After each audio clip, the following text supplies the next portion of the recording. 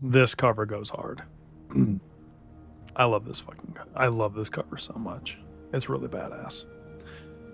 So this book is kind of by the way, I just have to say that this PNG for the streams, thank you. Suave stressed herself out getting this perfect. Behind the scenes, she stayed up very late doing this, and I thank her very much for that. Yeah, she was knitting it all night, knitting up my suit. And it turned out wonderfully. Like I said, I sent her a picture of Mr. Rogers, and I said, this right here, this is what I want, because I loved Mr. Rogers growing up. Yeah, very worth it. I'm very glad that we did it. I'm very glad I convinced her to do it, and that she stuck through it. It's very wonderful, Mr. Sargers. So, disclaimer: Matt is not in this book at all. Literally, Ebu Dar is not even, like, nothing happens in Ebu Dar, like, that we know of.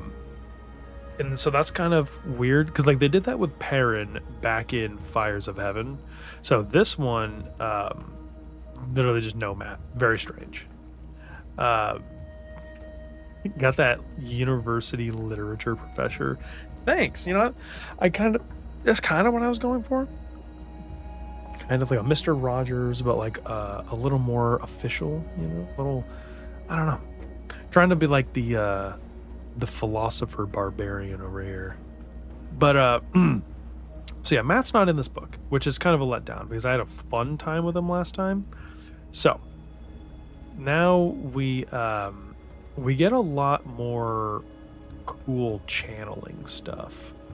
So the Shanchan, they landed last book, and they are now rampaging across the south of the continent.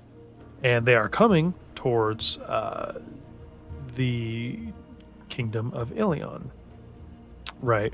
That Rand has just conquered. So a lot of this book is dedicated to Rand and his army fighting the Shanchan, and it's honestly pretty fucking good. It's pretty cool. Pretty fucking cool. I had a good time with it. The combat is really cool. Jordan has a really good style when it comes to like big warfare. He doesn't get down into like the nitty gritty if he doesn't have to, and doesn't like bog down the book with it. It's kind of like how I view sex, right? Same thing with like giant epic war scenes. Look, I like combat as not as much as the next guy, but I don't need 700 pages of just a war, you know. And we're gonna see that towards the end of this franchise in the literally the final battle, where it's like, dude, I don't need all this. This is crazy. So, but this is very good. The way that he does it is very good. It's intense. More and more we get to see Rand kind of losing control of himself with power. It's very fun, and he's kind of letting the power of being the Dragon Reborn get to his head a little bit. He's a little cockier. He's a little more arrogant. He knows he's powerful. He knows people are afraid of him, and we start seeing some more of that aspect of like, well, if they're not with me, they're against me, kind of shit. Not overtly, but he starts to care a little bit less about the people, and he starts to kind of lose what's his reason for fighting. You know, does he fight to protect the people he loves, or is he just fighting the last battle because he's the dragon and fate says that he has to? He's just starting to kind of wrestle with that question now. Mind you, this is post Lord of Chaos, right? Lord of Chaos, where he got put in a box and tortured by Aes Sedai for like a week. So he doesn't really trust anybody. He only really trusts Min, which is fair, like totally fucking fair. I totally get that. So that's most of what this book is with Rand, is just him fighting against the Shanchan. That's a lot of it, and it's pretty good. I had a good time with it. We also get for the first time, we actually get a decent amount of content from the point of view of the Shan themselves. Kind of a more of a glimpse into how they work, which is pretty cool, actually. Very interesting. Um, I actually like it a lot. They're they are weird. Like there's no way about it. I think he did it on purpose, right? I think he wanted us to feel kind of like when like if I was to go to like I don't know, China right now or Korea, like somewhere that's just so different than where I'm from. I would look around and be like, these people are fucking weird, man. They're doing weird shit. I don't understand what the fuck I'm seeing right now. Not in like a I'm better than them kind of way, but just like a I don't know what the fuck is happening. Meanwhile, it's run of the mill shit for them. I think that's what he was trying to replicate is that feeling of like, what the fuck is going on? These people are crazy. Yeah, just that culture shock. But putting us into the shoes of a general on their side who does know what's happening. So he does this really clever thing where we learn about their culture from one of them directly. We're in his head. So it's really interesting, and he does it very well. And it turns the Shan from this mystery force like the Mongols who just show up and fuck everything up to okay, they're actually really complex politically, and their goals are actually more complex than just showing up here and conquering everything. We start to kind of see the hints that they're actually on the same side as everyone else. They want to also fight the Dark One, but as they kind of get more into in this book, it does a pretty good job of just revealing their culture, right? And how they really just kind of want the same thing that we do. But now I have to kind of go back. I have to backtrack a little bit. I kind of have to do history a little bit for you guys. So when the Shan, right? When Luther Pandrag, Arthur Hawkwing's brother, when he left, when he sailed across the ocean, the idea was that his brother, Arthur Hawkwing, had complete control over this continent. His brother was going to come back and then, or not his brother, but his brother's empire, right? They were going to come back and they were going to join forces and fight the Dark One. They were going to, in the words of the Shan, remember their oaths. And the oath was to swear fealty to the kingdom, right? To the empire. And they were going to fight the Dark One. That's the whole point. And it is actually part of the Shan. The Shan have like their own version of the Dragon Reborn prophecy, where the Dragon Reborn will kneel to the Crystal Throne, which is the throne of the Shan Empire. So now, obviously, nobody on this side of the ocean knows what the fuck that is, nor does their prophecy say that. So it makes them seem like they're either lying or just like arrogant, crazy motherfuckers, but it actually makes a lot of sense later when it happens. Surprise, surprise. So that's the Shan in a nutshell, right? They came back to this land expecting everyone to be like, oh my god, you guys are back, let's fight the final battle together. Instead, there's this rabble, right? These people who cling to their ideas of, you know, individualistic freedom and blah blah blah, and they let Aes Sedai run around unchained. How could they do this? So we actually get this really interesting dynamic with that, but they don't go too hard with it, and that's what I like about Robert Jordan. He doesn't just introduce the Shan and go, okay, these are the new main characters. They still remain a side piece entertainment. We still have to view them as the kind of bad guys, right? He lets us in on their motivations, but he doesn't just outright say like, oh, they're actually the good guys too, they're just misunderstood. No. Like they're still doing horrible shit, right? But their motivations to themselves are good, right? So sorry. So I really liked that whole aspect, the whole Shan versus Rand in this book. As I said, we don't get any Matt, which is unfortunate because his last book was so fucking funny. Now let's get to the bullshit. The bullshit. So the weather has started to cool down. It's now like rapidly changing from summer to fall to winter. Because, mind you, it's supposed to be the dead of winter right now, but they just fixed the weather like a week ago, if that. Um, so it's just kind of like pissing rain and stuff like that, and it's really ugly and shitty outside. Um, Perrin. Perrin. So basically, a lot of this book has more of that fucking drama of like, oh yeah, the prophet, he's not cooperating with us, so we're just gonna fucking hang out here. And then it starts snowing a bit.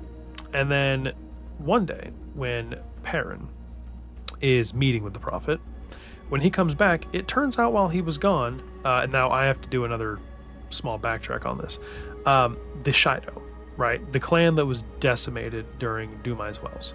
The remnants of this clan basically got scattered to the wind across the continent by Samael, of all people.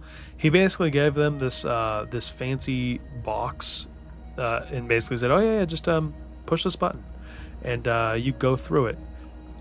The more you mention the prophet, the more I want to kick him up the ass to get him with, dude. I know, same, honestly, fucking same. So, basically, they get scattered to the wind, and it just so happens that the bulk of them are over here in Gildan, and they capture Fail, and they capture some of the Aes Sedai friend. They capture most of the like supporting cast of this subset of the characters. So when he gets back, he realizes his wife has been kidnapped, and that's not cool, bro. So that that kind of fucking blows. What happens here is more of the same, though, where it kind of just is him trying to find his wife, and that's it. That's really all we get out of him in this specific book. But yeah, it starts fucking snowing and raining, and it's ugly outside. That's pretty much it. Not that much happens with him. But again, we get more of that. Oh, I never wanted to be a king. I never wanted to be in charge. And now he's also struggling with the whole wolf thing, and it's just, I feel like we already did this. You know, like we fucking did this shit, man. Come on. So that happens. That's basically all that we get out of him with this book. And then the Aes Sedai in Salidar, they're on the march, going north. That's it. That's all that happens in this book with them. Like, they're really just marching north and going to Tar Valon. That's fucking it, bro. That's fucking it, bro. Fucking jack shit happens. Like, literally fucking nothing. It's again, bitches yapping. Just bunch of bitches yapping and hooting and hollering, and that's pretty much it. Like, nothing really worthwhile happens. And then we get to Elaine and Avienda. Now, the beginning of this story for them, I like. It's them, they're at that farm with the kin, right? They just used the Bowl of the Winds. And the Shan-Chan show up and come to kill them. So they go through a gateway. They manage to like booby trap it so it blows up and kills a bunch of Shan-Chan. And it's really cool. So I'm going to skip a bunch of the little shit, but they make it back to the capital, Camelin. And now ensues one of my least favorite arcs is the Elaine in Camelin political. This is what I call the Game of Thrones era, where it's just kind of like political one-upsmanship in the city of just her, because mind you, she is the rightful heir to the throne, but then there's this horseshit of like, oh well, I have to get the support of 10 of the major houses, and blah blah blah blah blah blah blah blah blah, and it's, man, it's really fucking boring. Like, it's really fucking boring. And she's got all this like, oh, there's some rebel Aes Sedai still with her. The kin is there with her. There's still some sea folk windfinders there with her. So she's trying to balance being an Aes Sedai with being the queen to be, and it's just, it kind of sucks. I don't know how else to say it, man. It's just fucking boring. Now if you like politics, if you're a big politics fan and Line of Secession fan, I guess this would be a good book. It's okay, I guess. I'm not like a huge fan of it. Whatever. It's okay. It's not the worst book ever, but it's, yeah, I'll let you know at the other end. It's whatever. So, the end of this book, there is kind of a out of nowhere exciting kind of, oh holy shit, what the fuck. Rand and Min are in the Sun Castle, the Sun Keep, and one of his Ashman guards basically tries to take him out. Now, men who can channel the one power are inherently, on average, much stronger than women who can channel it.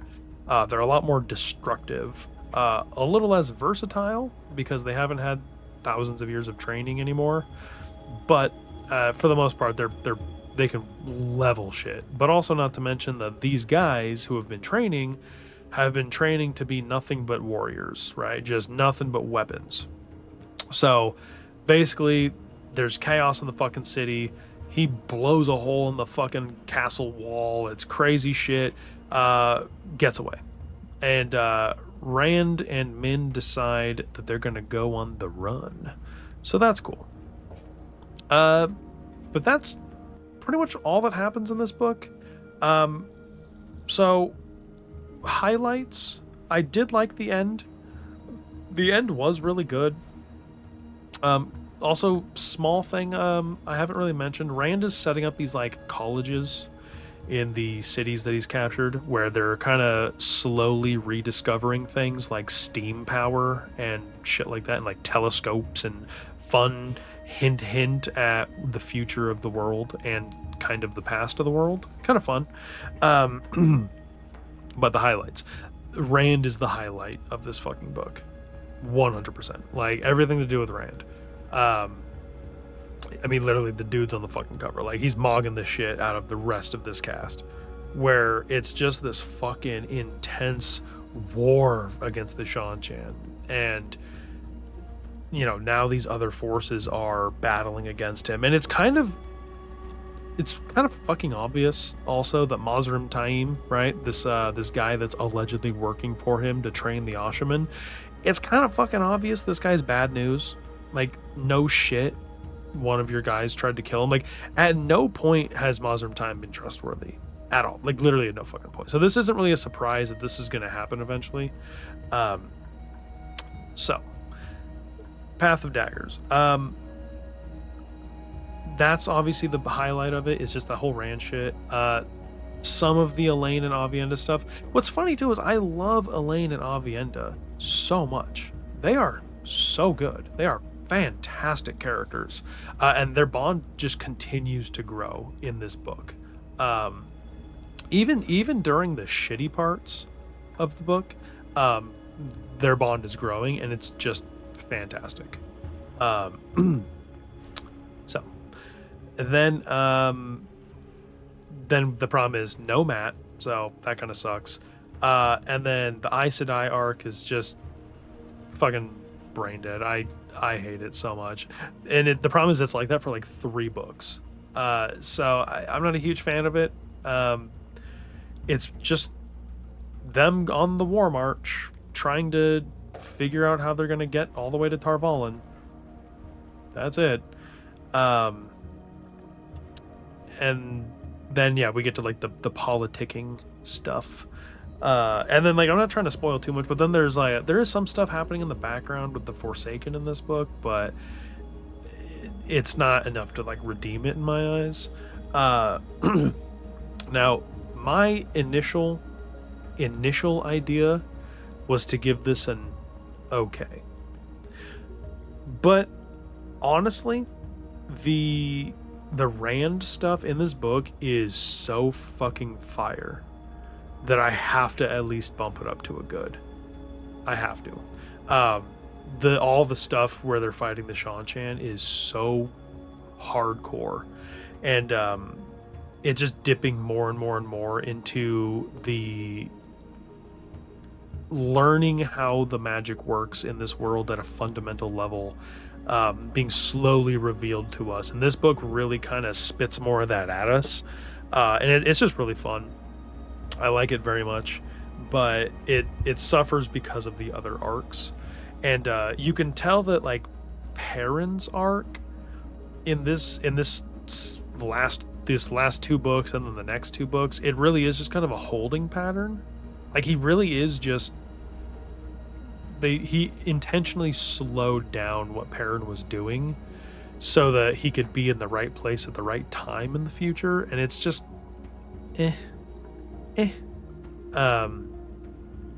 so that's kind of where I'm at with that one. Not too much wowed me with it other than the Rand stuff, and I can't just let one arc completely drive a fucking thing all the way to perfect, so I'm not gonna do that. It's a good book, definitely necessary, obviously, no shit, but not my favorite, not by far.